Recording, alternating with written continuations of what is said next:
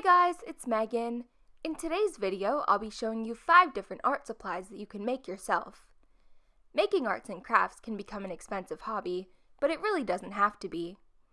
The best part about these DIYs is that you probably already have everything you need to make them at home. But before we get started, I have something really important to talk to you guys about. The FTC recently announced their intention to modify the COPPA law to include not only child-directed content, but child-attractive content as well. Not only would this decision eliminate most of the content on YouTube, honestly, but changing the law, ironically, would make the internet more dangerous for people under 13. Thankfully, it's not too late yet, and we can still fight this. I know you didn't click on this video to hear me ramble about the FTC, so I've linked a video by J House Law down below that explains everything further. If you guys could check that video out and leave a comment for the FTC on their website, it would help so much. And I just want to say thank you to you guys in advance. I'm super sorry for this depressing intro. Let's just get into the video. The first art supply you can make yourself is gesso. Gesso is a substance that's used to prime canvases or sketchbook pages before painting, and it generally costs around $10 per bottle. If you don't feel like making a trip to the store, you can make your own gesso using things that you might already have at home. For this project, you'll need white acrylic paint, PVA glue, cornstarch, baking soda, and water. You'll also need something to measure with. I'm using these small plastic shot glasses. First, mix 3 parts cornstarch and 3 parts baking soda and break up any lumps in the mixture. Add in 1 part white glue and 1 part acrylic paint. Mix that all together, and then mix in 2 to 3 parts water, depending on how thick or thin that you want your gesso to be. I added in a little bit of water at a time and tested the mixture every once in a while on a scrap piece of cardboard until I had the consistency I wanted. The finished gesso should look similar to pancake batter. Once you've thoroughly mixed everything together, you can use your gesso right away or pour it into a container with a lid and store it for later. I did a comparison between my homemade gesso and the store-bought kind, and the homemade one works just as well, if not better than the store-bought one. The homemade version did take a little bit longer to dry, but you can speed up the process using a hairdryer. The only downfall to the homemade gesso is that it only lasts about a month, compared to the store-bought one, which lasts quite a while. So definitely just make as much as you need for your project. Once you've made your gesso, you can use it to make DIY canvases.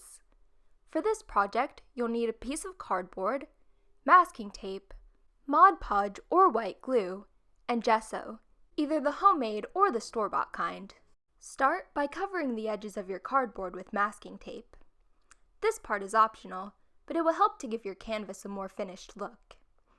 If you don't have scrap cardboard, this would also work really well with a shoebox lid, and in that case you wouldn't need masking tape.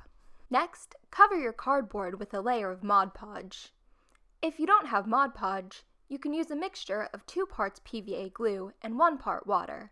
This step is optional as well, but it just helps to keep the cardboard from warping. When that dries, cover the whole thing with gesso, either the kind we just made or the store-bought version. Now, you have a practically free canvas to work on. This method works really well if you need to make an irregularly sized canvas too. I made a circle canvas following the same steps, except when I added tape to the edges, I put it on in smaller sections and cut slits in the tape to make it easier to fold over the edges. You can either sketch out your design or go in directly with paint like I did. I covered my canvas with a layer of black acrylic paint before moving on to my next homemade art supply, which is this DIY stencil. Stencils are a nice way to recreate a shape multiple times, and they're pretty easy to make. All you need is a piece of paper, an X-Acto knife, and some clear packing tape. First, sketch your design onto your piece of paper. I ended up taping 2 pieces of paper together to draw this lava lamp. Since I wanted to make the stencil in 2 parts, I photocopied the middle part that I wanted to make the second stencil out of. When you're happy with your drawing, cover your paper with clear packing tape. This will help your stencil last longer, because any paint left on it can just be wiped away. Once the front and back of your paper are covered with tape, use your X-Acto knife to cut out your design. Since I made my stencil in 2 parts, I cut out the plastic part of the lava lamp on the larger stencil and the lava inside the lamp on the second stencil. I filled in the larger stencil with light gray acrylic paint, then moved on to the next DIY art supply, which was this homemade metallic paint. For this project, you'll need some clear glue and some cheap eyeshadow. I got these ones at the Dollar Tree. This project is so easy. All you need to do is empty out your eyeshadow into a separate container and mix in a little bit of glue at a time until you get the consistency that you want. I made purple and silver paint, but only used the silver for my project. Like I said earlier, I filled the lamp base with light gray acrylic paint, then covered that with my metallic paint. I think this paint, especially the silver, shows up better on darker colors, but it still worked alright. The last DIY art supply that I made were these alcohol ink sprays. I've been wanting to try this for so long, and I finally broke down and bought some spray bottles to do it. For this project, you'll need spray bottles. I got mine on Amazon, but you might be able to find them at the dollar store or in the travel beauty section at Target or Walmart. You'll also need some acrylic paint, a bead or a small marble, some warm water, and some 91% isopropyl alcohol. Remove the lid from your spray bottle and fill it about 1/5 of the way up with acrylic paint. Then add in the same amount of alcohol as you did paint. This will help to keep the spray bottle from clogging. Finally, add in your warm water, stopping just before you reach the top.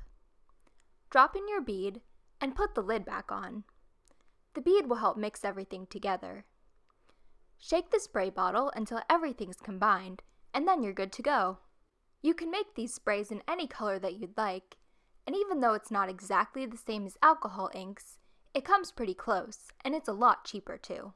For another variation of this spray, you could try making something called Glimmer Mist. For this, you'll need a spray bottle, alcohol, loose eyeshadow, and some clear glue. Fill your bottle up about 3/4 of the way with isopropyl alcohol. Then, add in about 1/2 teaspoon of eyeshadow and about 1/2 teaspoon of glue. You really don't need to measure it exactly, I just eyeballed it. Drop in your bead, shake everything up, and your Glimmer Mist is ready to go. This is a great way to add a sparkly finish to any project. To use my sprays, I put my stencil on top of my canvas and filled it in with lime green acrylic paint.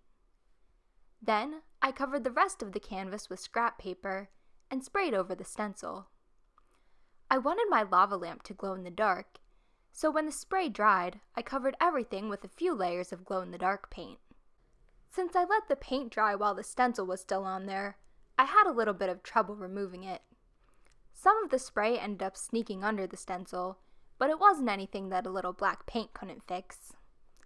To finish my lava lamp, I used a paintbrush and a ruler to create the sides of the lamp. Which, if you're wondering about the ruler, I got this from Dare in 4th grade. Do they still do that in schools anymore? Comment down below. Anyways, I painted the lines gray and went back over them with some metallic paint. I used a black Posca pen to make the lamp look a little bit more three-dimensional, and used a green Posca pen to draw a cute little alien to look like the button you'd use to turn the lamp on and off. Which, now that I think about it, this might have looked cooler if I had just cut out the shape of the lava lamp instead of making it a rectangle, but I didn't plan that far in advance. So instead, when the lamp was finished, I moved on to the background. I cut out another lava lamp stencil to protect what I had already drawn. Then, I used a fan brush dipped in white paint to splatter paint the background. This probably would have made a better outdoor activity. Definitely almost ruined my shirt, but you know, it was worth it. I peeled off the stencil, and my glow-in-the-dark lava lamp painting was done. It's definitely not perfect, but I honestly really like it. I love that it's made mostly from supplies that I made myself too. It goes perfectly with the space theme I have going on in my craft room, and the fact that it glows in the dark is pretty cool as well. So here are today's shoutouts. If you want a shout out in my next video, let me know what's on your holiday wish list this year. So thank you guys so much for watching. I hope you enjoyed this video. If you did, make sure to give it a thumbs up, and make sure to subscribe for more videos just like this one. Also make sure to follow me on Instagram and TikTok, they are both @WellerMegs. I also have a website, which you can find at www.meganweller.org. And yeah, I love you guys so much, and I'll see you guys tomorrow. Bye!